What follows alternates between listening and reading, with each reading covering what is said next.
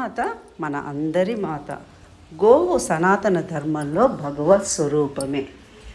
గోవుని పూజిస్తే సమస్త దేవతలను పూజించినట్టే. గోశాలలో గరుకు స్తంభము పెట్టించడం వల్ల ఎంతో పుణ్యం లభిస్తుందని పెద్దల మాట. మన 7 తరాల వారు ఈ గోవు ఎప్పుడైతే తన గంగడోలు దగ్గర ఎప్పుడైనా ఇబ్బంది కలిగినప్పుడు ఆ గరుకు స్తంభానికి రుద్దుకుంటుందో అక్కడి నుంచి కింద పడిన వెంట్రుకలు ఎన్ని పడితే అన్ని తరాల వారికి పుణ్యం లభిస్తుందని కూడా పెద్దలు మాట.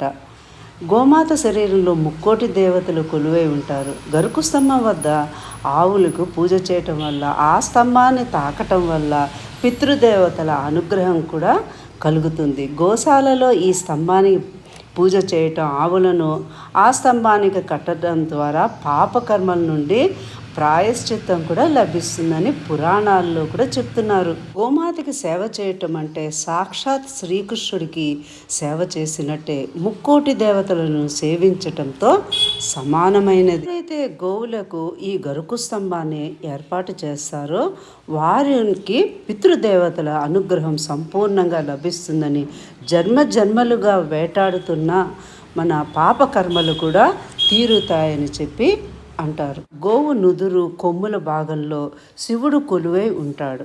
అందువల్ల కొమ్ములపై చల్లటి నీటిని మనము ఎప్పుడైతే వేస్తామో త్రివేణి సంగమంలో నీటిని శిరస్సుపై చల్లుతున్నంత ఫలితం మనకి లభిస్తుందని పురాణాలలో కూడా చెప్తున్నారు. అంతేకాకుండా శివ అష్టోత్తరము, సహస్రనామాలు పఠిస్తూ బిల్వ దళాలతో గోమాతను పూజిస్తే సాక్షాత్ కాశీ విశ్వేశ్వరుని పూజించినంత ఫలితం లభిస్తుందని పెద్దల మాట. ఆవు పాలు ఎంతో శ్రేష్టమైనవి, పసిపిల్లలకి చాలా ముఖ్యమైనవి, ఆరోగ్యకరమైనవి కనుక ఎప్పుడు కూడా గోసేవగా తప్పకుండా చెయ్యడం చాలా ముఖ్యం.